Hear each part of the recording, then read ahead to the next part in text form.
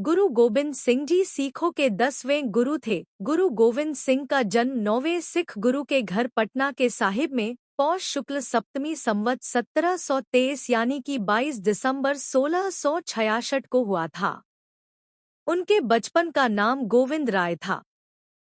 1670 में गुरु गोबिंद सिंह का परिवार पंजाब में आ गया। गुरु गोबिंद सिंह जी एक महान योद्धा, कवि, भक्त एवं आध्यात्मिक नेता थे। 1699 बैसाखी के दिन गुरु गोबिंद सिंह ने खालसा पंथ की स्थापना की थी। यह दिन सिखों के इतिहास का सबसे महत्वपूर्ण दिन माना जाता है।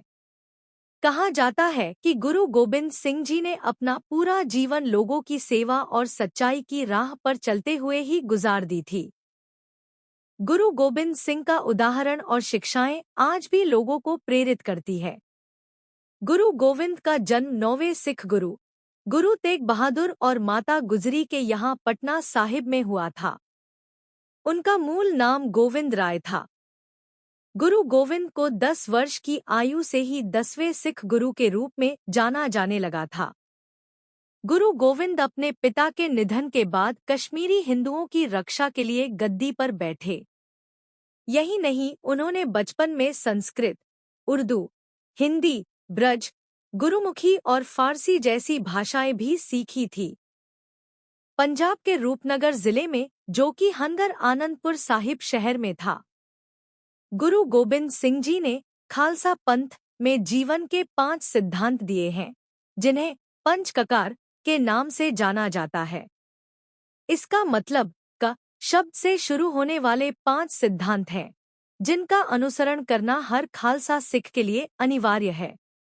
ये पंच ककार हैं केश, कड़ा, कृपाण, कंघा और कच्छा। गुरु गोबिंद सिंह ने सिखों की पवित्र ग्रंथ गुरु ग्रंथ साहिब को पूरा कर गुरु रूप में सुशोभित किया। गुरु गोबिंद सिंह जी एक महान योद्धा, कवि, भक्त एवं आध्यात्मिक नेता थे। उन्होंने धर्म के लिए समस्त परिवार का बलिदान किया, जिसके लिए उन्हें सरबंसदानी, सर्ववंशदानी भी कहा जाता है। गुरु गोविंद सिंह कलगीधर, दशमेश, बाजामवाले आदि कई नाम, उपनाम व उपाधियों से भी जाने जाते हैं। गुरु गोविंद सिंह जी ने सदा प्रेम, एकता, भाईचारे का संदेश दिया। उनकी मान्यता थी कि मनुष्य को किसी को डराना नहीं चाहिए और न किसी से डरना चाहिए। उनकी वाणी में मधुरता, सादगी, सौजन्यता एवं वैराग्य की भावना कूट कूट कर भरी थी।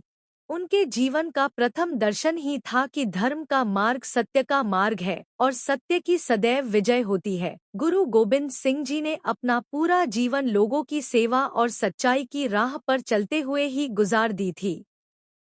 गुरु गोविंद सिंह की मृत्यु 42 वर्ष की उम्र में 7 अक्टूबर 1708 को नांदेड़, महाराष्ट्र में हुई। 10वें सिख गुरु गोबिंद जी की 3 शादियां हुई थी। उनका पहला विवाह आनंदपुर के पास स्थित बसंतगढ़ में रहने वाले कन्या जीतो के साथ हुआ था। इन दोनों को शादी के बाद जोरावर सिंह, फतेह सिंह और जुझार सिंह नाम की 3 संतान पैदा हुई थी। इसके बाद माता सुंदरी से उनकी दूसरी शादी हुई थी और शादी के बाद इनसे उन्हें अजित सिंह नाम के पुत्र की प्राप्ति हुई थी। फिर गुरु गोविंद जी ने माता साहिब से तीसरी शादी की थी, लेकिन इस शादी से उन्हें कोई भी संतान प्राप्त नहीं हुआ था।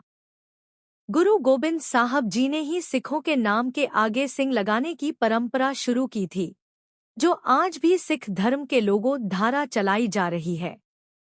गुरु गोबिंद सिंह जी ने कई बड़े सिख गुरुओं के महान उपदेशों को सिखों के पवित्र ग्रंथ गुरु ग्रंथ साहिब में संकलित कर इसे पूरा किया था। वाहेगुरु। गुरु गोबिंद सिंह जी ने ही गुरुओं के उत्तराधिकारियों की परंपरा को खत्म किया।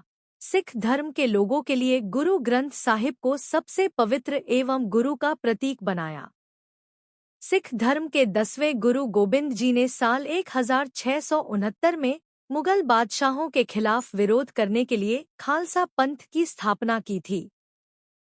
सिख साहित्य में गुरु गोबिंद जी के महान विचारों धारा की गई चंडी दीवार नामक साहित्य की रचना खास महत्व रखती है। सिखों के 10वें गुरु गोबिंद साहब ने ही युद्ध में हमेशा तैयार रहने के लिए 5 ककार या 5 कक्के को सिखों के लिए जरूरी बताया। इसमें केश, बाल, कच्छा, कड़ा, कंघा, कृपाण, छोटी तलवार आदि शामिल हैं। सिखों के 10वें गुरु गोबिंद सिंह जी ने अपने सिख अनुयायियों के साथ मुगलों के खिलाफ कई बड़ी लड़ाइयां लड़ी। इतिहासकारों की माने तो गोबिंद सिंह जी ने अपने जीवन में 14 युद्ध किए।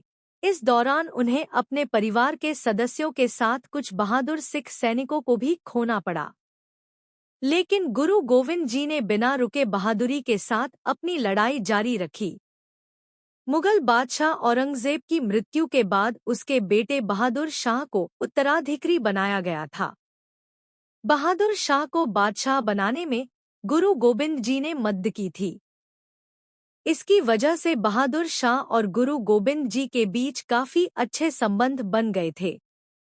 वहीं सरहद के नवाब वजीद खां को गुरु गोविंद सिंह और बहादुर शाह की दोस्ती बिल्कुल पसंद नहीं थी।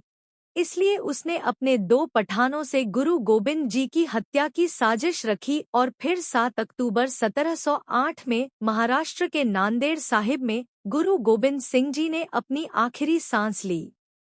गुरु गोबिंद ने न सिर्फ अपने जीवन में लोगों को गरीबों की मदद करना, जीवों पर दया करना, प्रेम भाईचारे से रहने का उपदेश दिया, बल्कि समाज और गरीब वर्ग के उत्थान के लिए कई काम किए एवं अत्याचार के खिलाफ लड़ाई की।